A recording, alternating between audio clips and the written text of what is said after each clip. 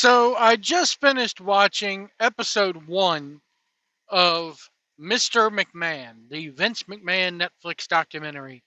And episode 1 is entitled Junior, which is ironic because even though everybody called him Junior, he is not a junior. He shares the first and last name of his father, but the middle name is off. Therefore, the middle names do not match. Therefore, you can't call him Junior legally.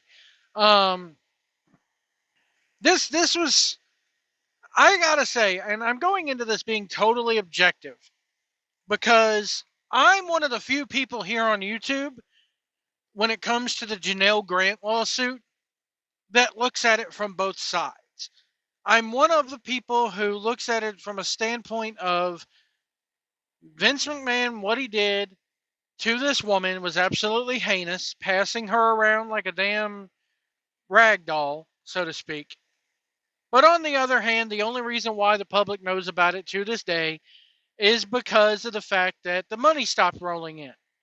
If he would have kept paying her, I mean, again, I said it in other videos. The timeline is this: he does what he does with this woman, and I'm sure that the documentary is going to get further into this a little bit as it goes on. But basically, he starts paying this woman. The woman then leaks the story to one of her friends, or tells one of her friends to leak it. They leak it to the Wall Street Journal. Um, Actually, the way the Wall Street Journal people in the documentary say, one of the board members of WWE leaked it. So one of the board members of WWE leaks it, if you're to believe that story, and then the money stops rolling in. Once the money stops rolling in from this woman, then she files a lawsuit.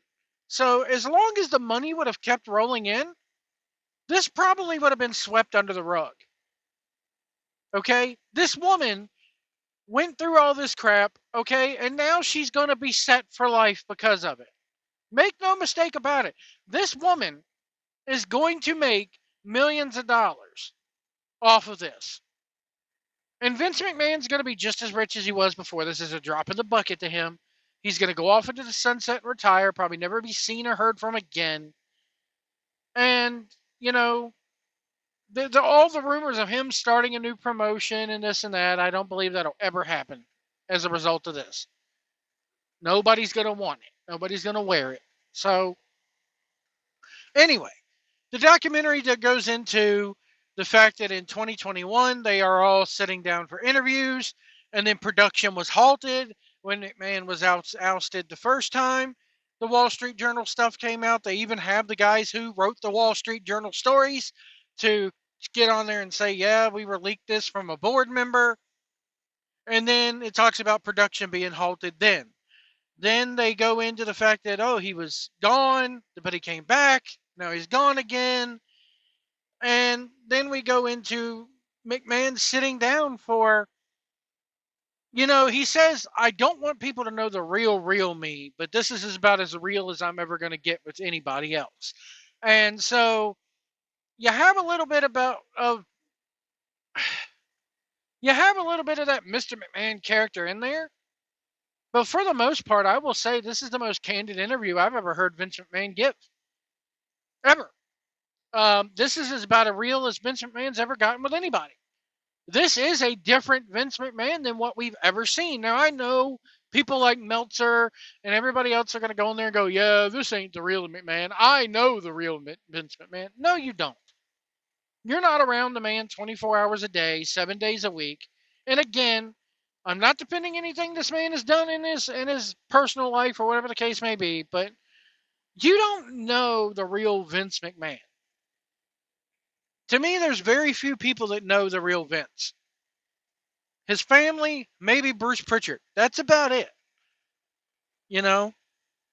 Even the wrestlers in this documentary will tell you, we don't know the real Vince McMahon. We know what you see on TV, and we know a little bit when he lets his guard down behind the scenes, a little, but that's not the real Vince. So, as far as interviews go, this is the most candid interview I think Vince McMahon's ever given. This is the most raw, the most real Vince McMahon we've ever seen.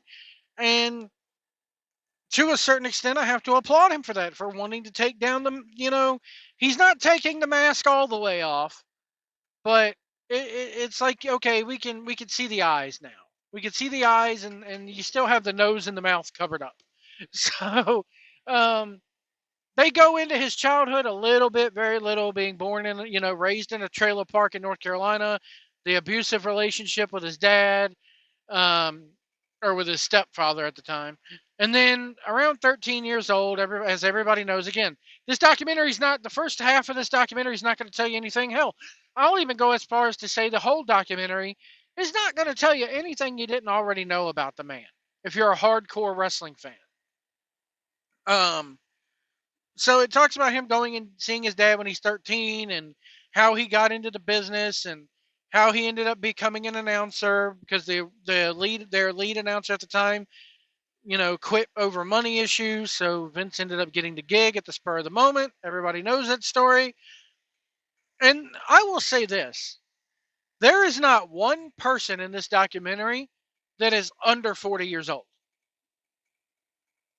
Um, And maybe that's a good thing, that we don't have even Peter Rosenberg and Sam Roberts are in their 40s, but still, we don't have a rah-rah person in here. Every person in here is giving candid interviews, except maybe Vince. I mean, again, I don't think Vince, even he admits it in the documentary. This is not the real me, but this is about as much of the real me as I'm willing to give you. Um, so I will say this: why is Tony Atlas on here? He comes off so stupid. He really does. Tony Atlas comes off as a goof in this documentary. Especially, I've seen a little bit of episode 2. Wait till we get there. He just comes off, I mean, wearing a cut off, shirtless, sleeveless shirt with a tie. He just comes off as a sideshow attraction. It's the worst part of the documentary is the scenes with him in it, honestly. So, episode 1 then goes into Hulk Hogan and how, okay, I bought the territory from my dad, and all his cronies didn't like it, and they said that he was going to end up at the bottom of the river. And then they skip over a lot of stuff with this, which you have to. You can't tell the entire story, even in a 6-part documentary. You would need at least a 10-part documentary to tell the whole story. So they mentioned Bruno and Sabisco. There's footage of Bruno and Sabisco wrestling, and that was kind of the old guard under Vince Senior, so to speak. And then they go into Hulk Hogan and how the plan was to go from Bob Backlund to the Iron Sheik, and then have Hulk Hogan beat the Iron Sheik, the bad Iranian, to become WWF champion. And I find it funny how anytime I had the subtitles on when I'm watching this, and they even add their own subtitles in episode 2 when Tony Atlas is talking, because his country ass, you can't hardly understand what he's saying half the time. Good God. Anyway, um, they talk anytime with the subtitles, anytime that they mention World Wrestling Federation or WWF, they change it into subtitles to World Wrestling Entertainment and WWE. I don't know if that's for legal reasons or what, but anyway, I found that kind of weird. Then they go into the whole rock and wrestling thing with WrestleMania, and they also hit on the TNT stuff with the USA Network. They had the founder of the USA Network on there, which I thought was pretty cool. Um, I will say they also do interviews with Linda McMahon, which I'm surprised Linda was on here. And my God, has she let, I mean, I know, hello, pot, I'm kettle, but she has really let herself go. This is not the same woman who was in Donald Trump's cabinet 4 years ago. She's gained weight and she's let herself age. That's all I can say. The skincare routine must have stopped about 3 years ago. So I did not, honestly, when I first saw her, I really didn't recognize her until I heard her speak. So, um, but everybody gets old, everybody ages.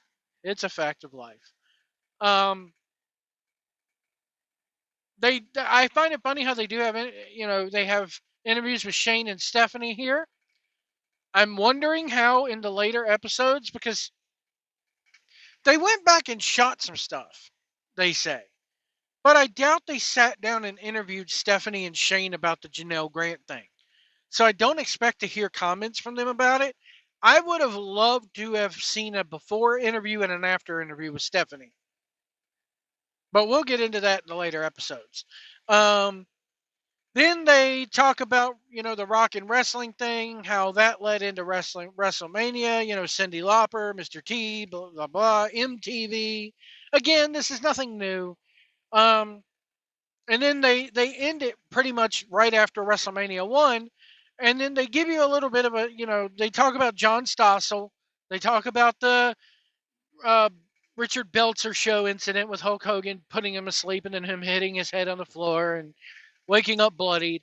Um, so they curtail that into WrestleMania, the John Stossel stuff, the Richard Belzer stuff right before WrestleMania. They show footage of Hogan and Mr. T hosting Saturday Night Live. But they pretty much say, okay, right after WrestleMania, then the steroid stuff happened. Everything was going good, and then the steroid stuff happened. And that's going to be episode 2. Um, as far as this first episode, I'm going to go ahead and give it a thumbs up. I liked it. Again, it's not for me. This is not telling me anything that I didn't already know. I appreciate, and I know people are going to go, you shouldn't appreciate anything from this man. But I do appreciate the candor, and I appreciate the openness of Vince. It's very clear that when Vince started this, and when Vince agreed to this, Vince was wanting to bear all, as it were, or as much as he was willing to. Um, this is, again, I will say it again. This is about as real as I've. It's weird hearing him curse. Um, he's cursed on TV a few times. He said ass and hell and damn it and son of a bitch and all this, but just hearing him say shit and hearing him say the F word out and open. He had that one deal with Shane McMahon where he's like, I'm going to give you a fucking beating. And he kind of like muffled it so that it would come across on TV. But hearing him talk like a regular guy and not just the McMahon character, I mean, again, there's a little bit of that McMahon character still in there, but I can tell this is a different Vince McMahon. He was being a little bit more open, and they did kind of let him tell his origin story, so to speak. There's a lot more McMahon in this first episode than I thought there was going to be. But that's my thoughts on episode 1. Coming out tomorrow, I'm going to go ahead and watch episode 2 and put my thoughts on that in the can, and that'll be released tomorrow morning. And yeah, let me know what you guys thought of the episode 1 of Mr. McMahon here on Netflix. No doubt this will probably be number 1 on Netflix today. Let me look. Let me open up my Netflix app and see where this is trending. Let's see here. Does it give me a top 10 today? Let's see here.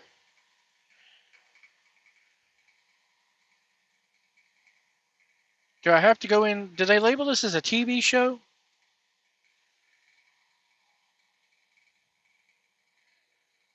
Yeah, they label this as a TV show. It's not giving me... Okay. Top 10 in TV shows. Monsters is still there. But I don't think they update this until later on. Anyway, let me know what you guys thought of episode 1 of Mr. McMahon. And we'll discuss episode 2 tomorrow. And we'll see you down the road.